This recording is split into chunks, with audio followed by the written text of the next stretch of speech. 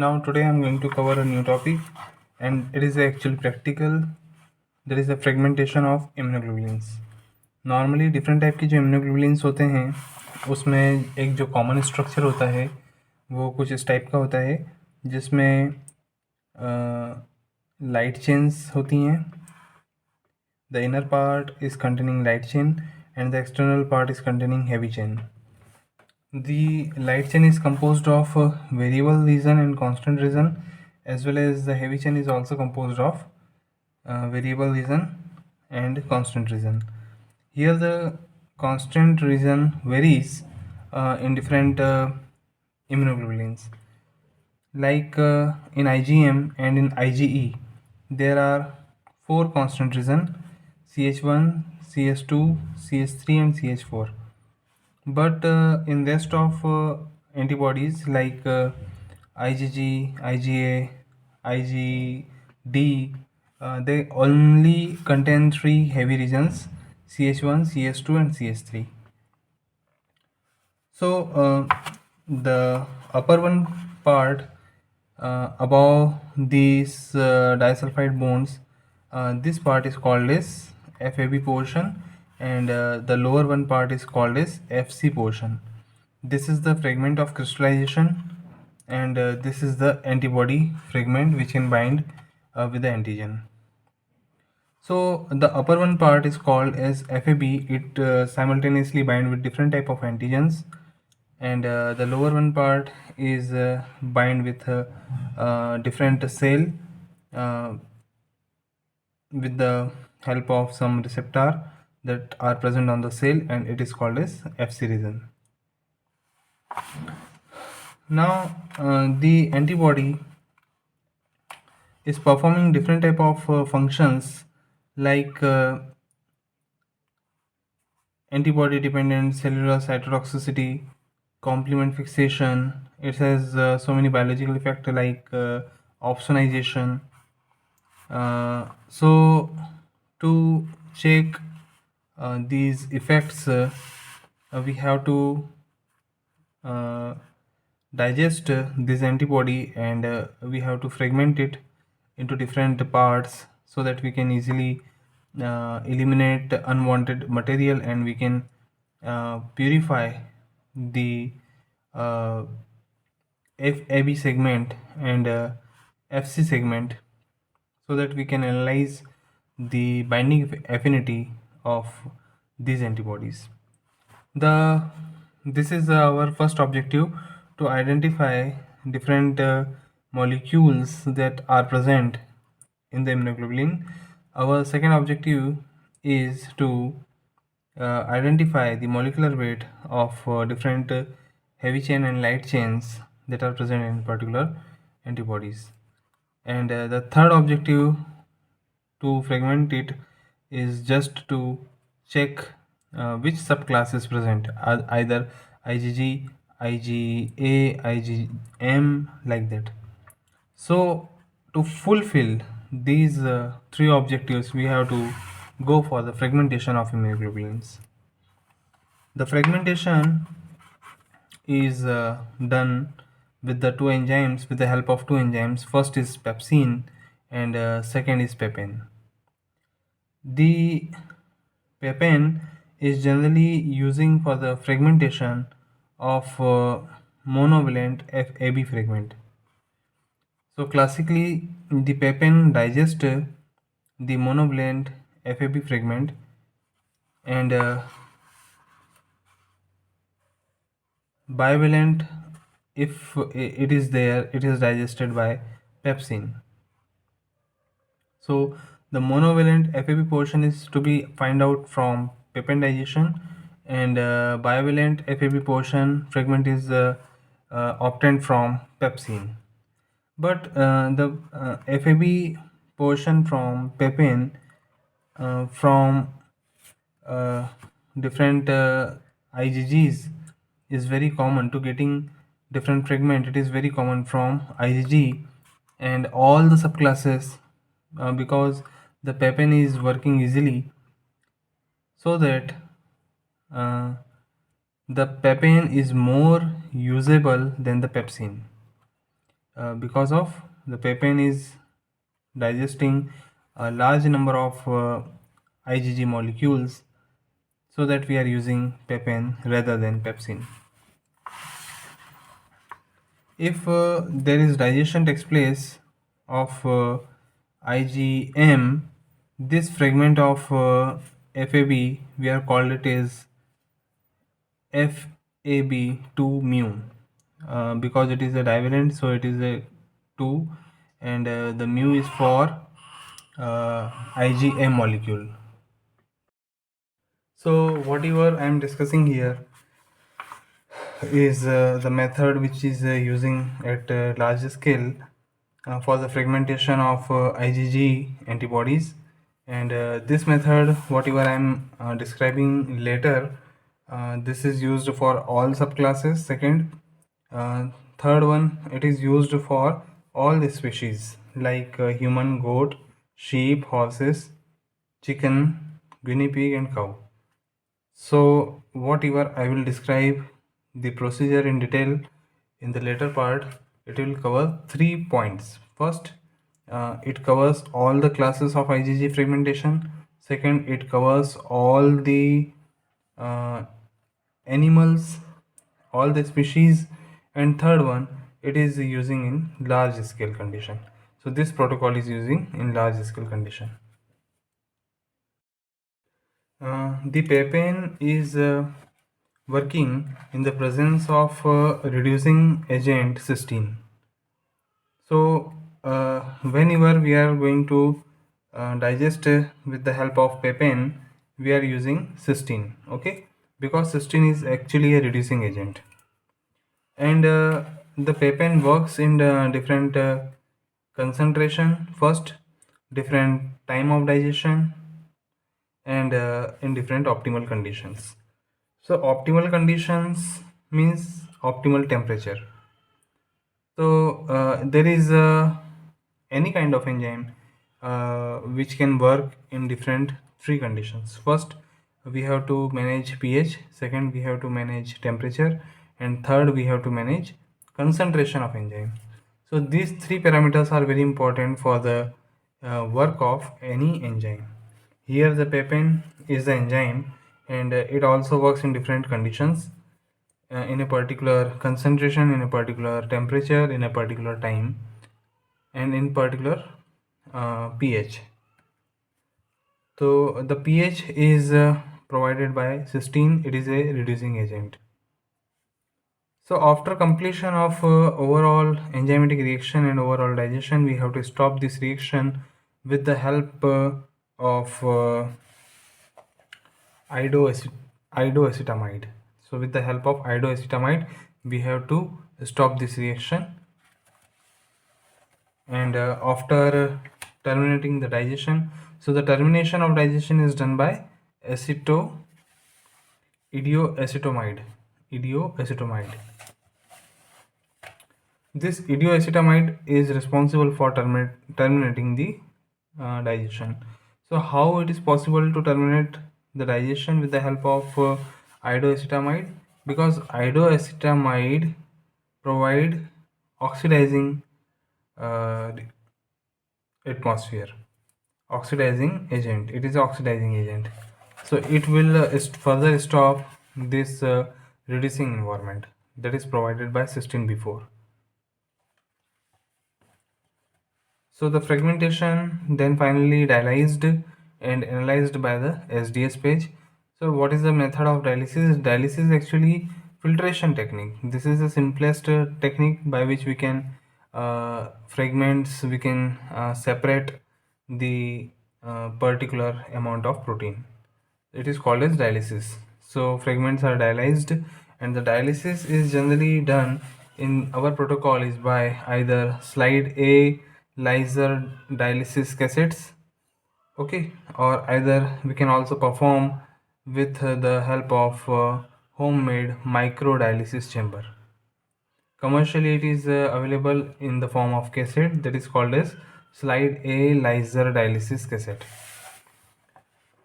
Finally, after dialysis, analyzed by SDS page by assessing the GL results, optimal condition are chosen.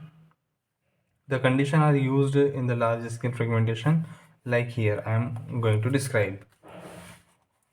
So what the material are to be taken? 2 ml, 2 milligram per ml purified IgG in the PBS.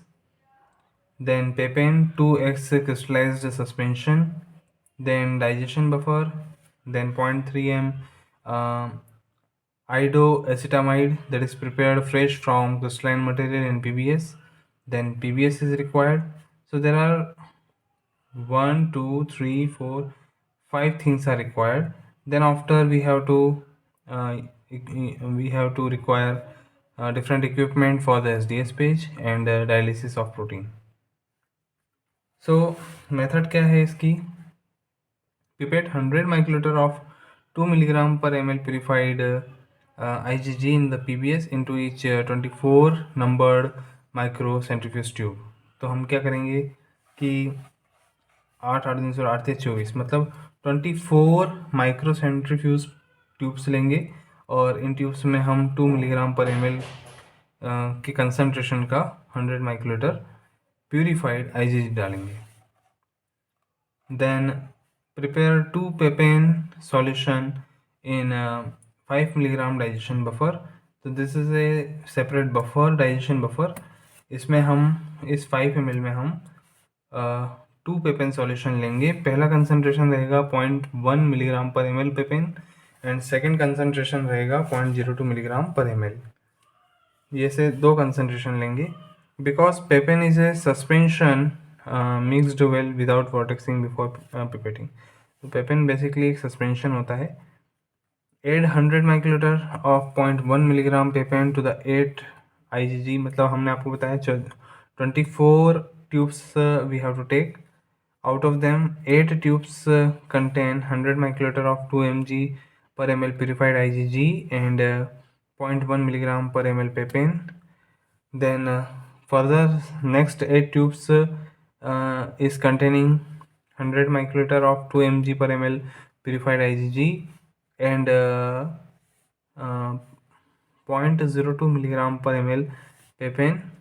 And in third subsequent 8 microcentrifuge tubes contains 2 milligram per ml purified IgG and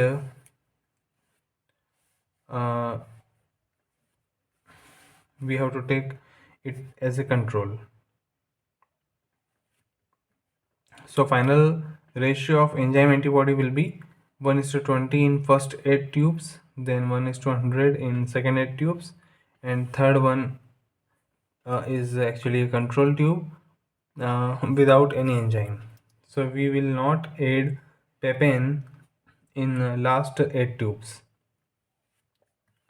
Prepare a digestion time curve by incubating tubes in a 37 degree centigrade water bath and removing them at different time in groups of 3, 1 tubes of each. Means जैसे हमारे पास में 8 8 और 8 ऐसे 3 set बने हुए हैं. तो first set की फर्स्ट ट्यूब हम रिमूव करेंगे within 1 hour. Second tube हम रिमूव करेंगे within 2 hour. Third tube हम रिमूव करेंगे 4 आवर में. फिफ्थ ट्यूब हम रिमूव करेंगे 6 आवर में. एंड सब्सिक्वेंट हम 12 hour, 18 hour, 24 hour and 48 hours में ट्यूब्स को रिमूव करेंगे. And we have to plot the digestion time curve.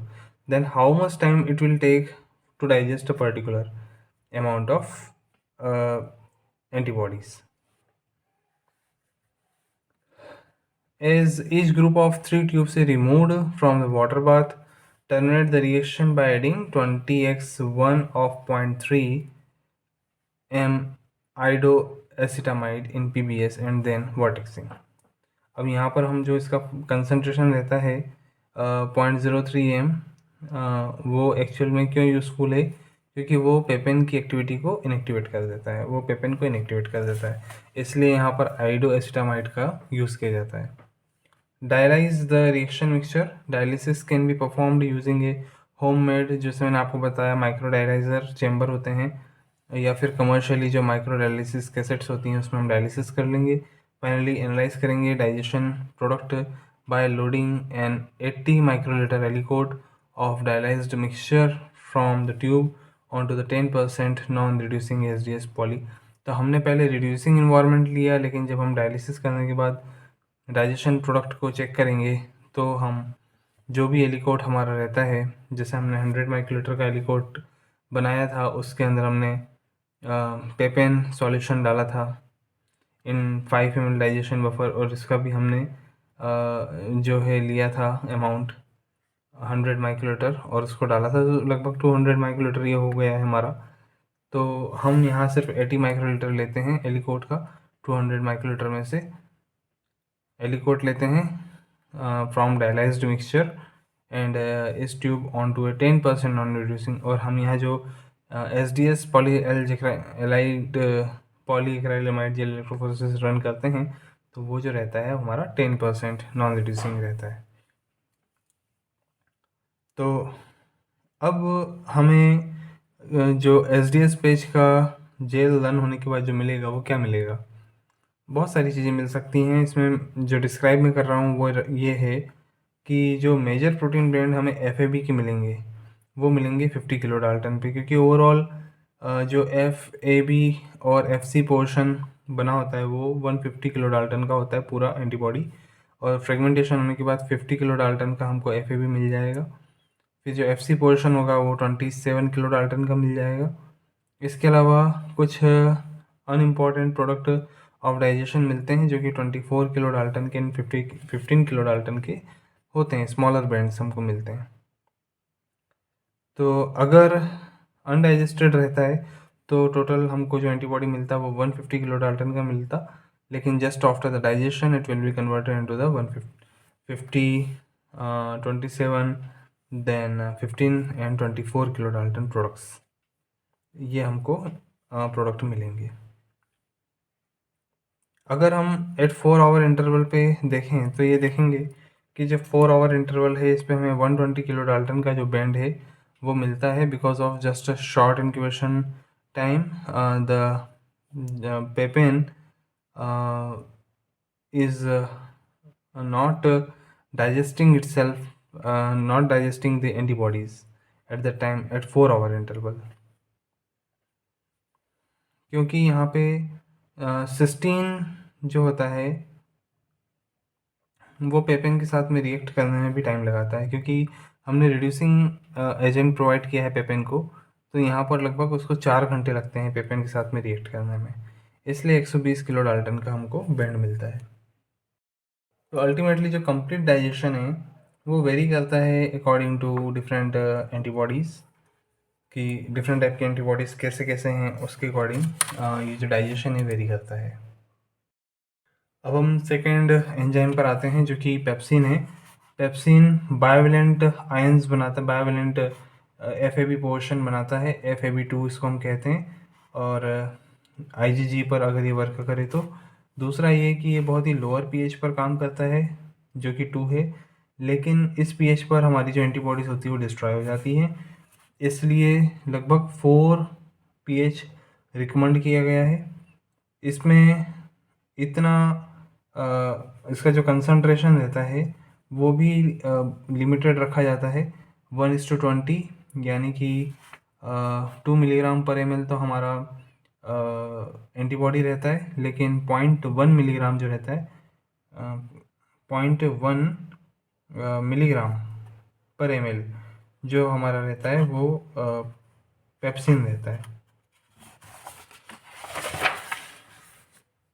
ठीक है, यहाँ पर भी हमने 0.02 मिलीग्राम रखा था, तो 0.02 मिलीग्राम पेपेन का रखा था हमने, और यहाँ पर ये जो रहता है हमारा 0.1 मिलीग्राम पर ml जो रहता है हमारा पेप्सिन रहता है।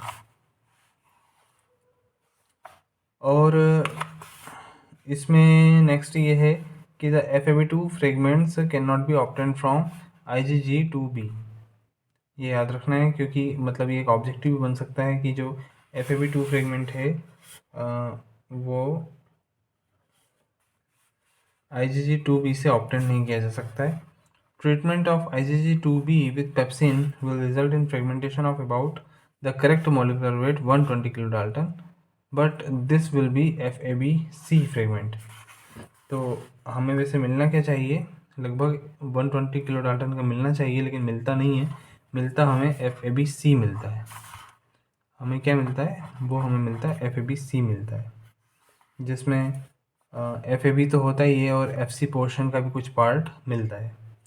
मटेरियल मेथड क्या है, कैसे हम इस पूरी प्रोसीजर को परफॉर्म करेंगे।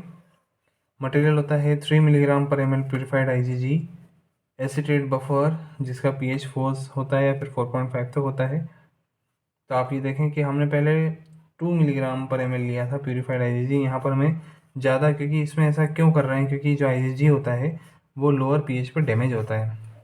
देन 0.1 मिलीग्राम पर ml pepsin in pH 4 and 4.5 acetate buffer में लेते हैं, और यहाँ पर हम उधर पहले PBS लिया था, यहाँ पर हम 2M ट्रिस बेस ले रहे हैं, या फिर उधर हमने डाइजेशन बफर लिया था, वहाँ यहाँ डाइजेशन बफर की जगह हम एसिटेट बफर ले रहे हैं, है ना, ये डिफरेंस है।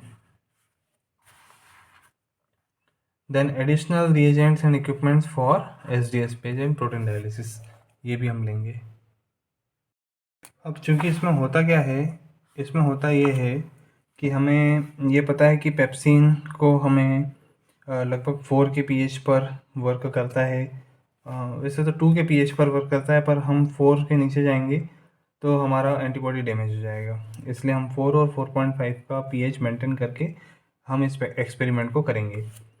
तो हम लगभग 3 मिलीग्राम पर ml प्योरीफाइड IgG लेंगे और इसका 2 ml डायलिसिस करेंगे, और इसको हम लगभग 200 ml एसिटेट बफर में डालेंगे।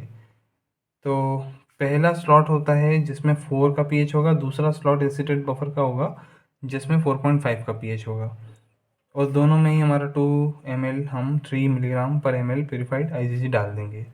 तो 2 स्लॉट हो गए, दोनों को 4 आवर्स तक रखेंगे 4 डिग्री सेंटीग्रेड पे, और ये देखेंगे कि आखिर कितना एंटीबॉडी डैमेज हुआ।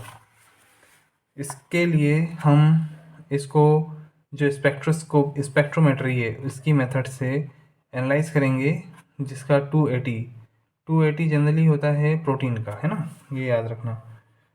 जो 280 नैनोमीटर है यूज्ड टू चेक प्रोटीन, ठीक है। ऐसे ही जो 250 नैनोमीटर होता है यूज्ड टू चेक DNA, ठीक है।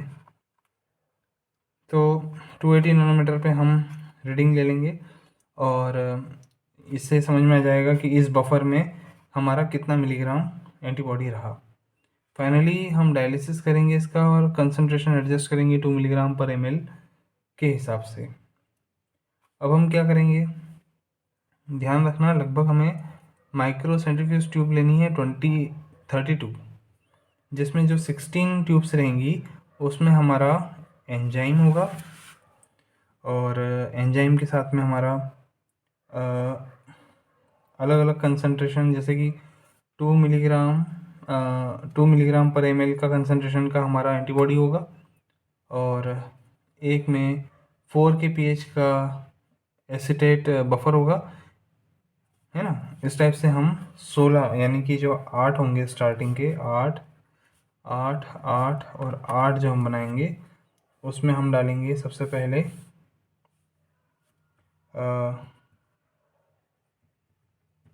पेप्सिन, ये रहेगा हमारा 2 मिलीग्राम पर ml, ठीक है। इसमें भी 2 मिलीग्राम पर ml, 2 मिलीग्राम पर ml और 2 मिलीग्राम पर ml। इसके बाद पेप्सिन के बाद हमारा रहेगा पेप्सिन नहीं, सॉरी, ये रहेगा हमारा एंटीबॉडीज़।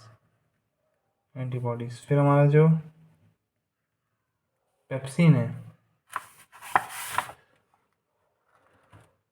ना, ये पेप्सिन जो है हमारा रहता है 100 माइक्रोलीटर ऑफ 0.1 मिलीग्राम पर ml, और ये होगा हमारा 200 माइक्रोलीटर, ये रहेगा 100 माइक्रोलीटर, है ना, और ये रहेगा 4 के pH पर। यहाँ पर भी 0.1 मिलीग्राम पर ml, 4.5 के pH पर। और फिर यहाँ रहेगा केवल एसीटेट बफर, मतलब यहाँ नहीं रहेगा, एंजाइम यहाँ नहीं रहेगा। फिर एसीटेट बफर,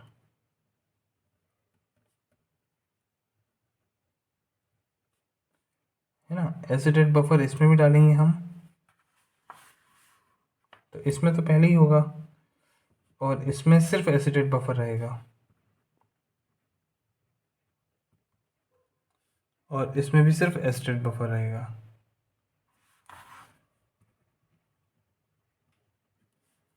इसमें नहीं रहेगा, इसमें रहेगा विथ एंजाइम, विथ, इस टाइप से हम प्लॉट करेंगे। तो हमारी कितनी ट्यूब्स हो गई, नंबर ऑफ ट्यूब्स टोटल हो गई हमारी 32 ट्यूब्स। ठीक है,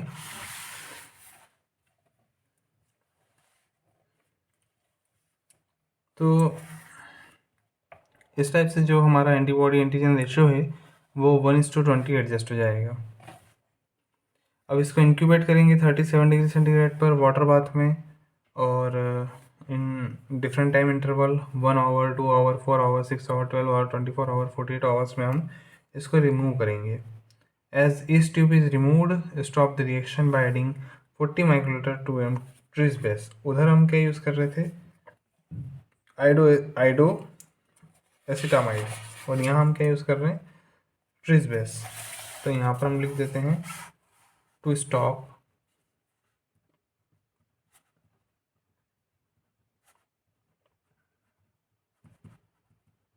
डाइजेशन। ठीक है, और वहाँ पे भी हम क्या यूज़ कर रहे थे, पेपेन में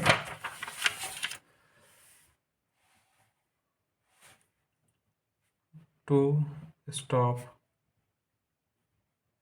डाइजेशन।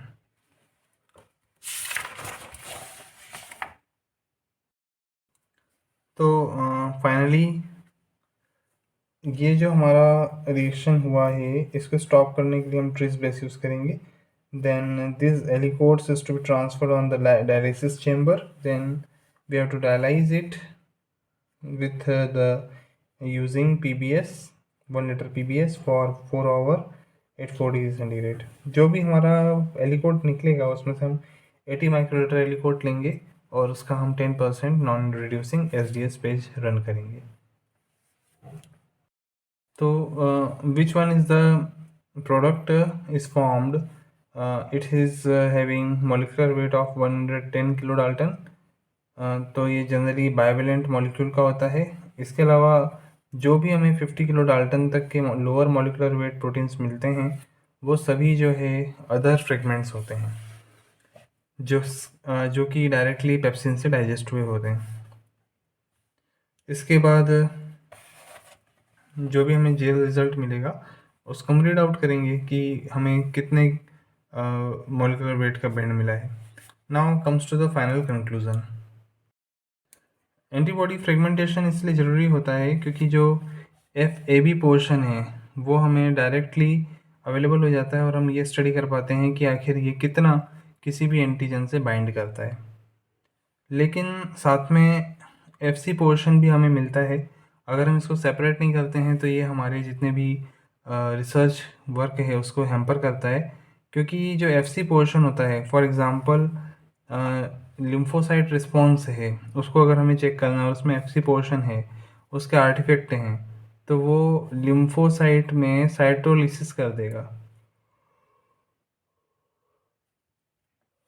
ऐसे ही ये जो FC पोर्शन है इसका तब स्टडी किया जाता है जब हमें एंटीबॉडी का क्रिस्टल स्ट्रक्चर चेक करना हो कि कितना क्रिस्टलाइन है एंटीबॉडी, तो तब हम FC पोर्शन के लिए फ्रेगमेंटेशन करते हैं।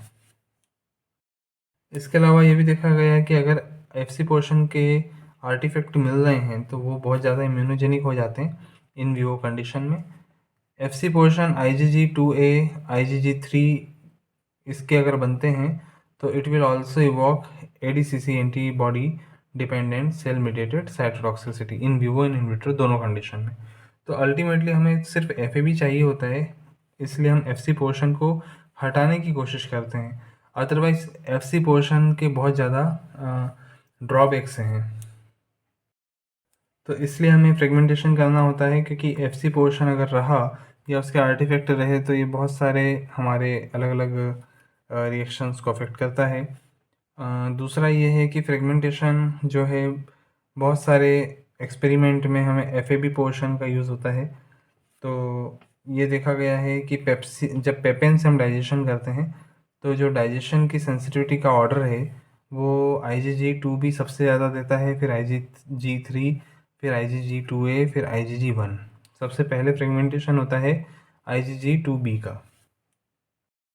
लेकिन in the presence of cysteine अगर हम देखें तो IgG2A जो यहाँ पर स्टैंड कर रहा है वो सिस्टीन के प्रेजेंस में बहुत जल्दी सेंसिटिव होकर के फ्रेगमेंटेशन दे देता है। So friends, this is all about the fragmentation of immunoglobulins. यहाँ पर आप with the help of a structure you can also see that if we are using papain, the papain will digest this bond. Okay, so it will gives us one FAB portion. It is called as monovalent FAB, and the pepsin digest these and this bond, but not this larger SS bond. So it will gives us, pepsin will give us two bivalent FAB portion.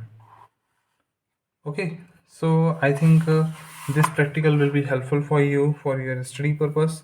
Thanks for watching this video. Thanks.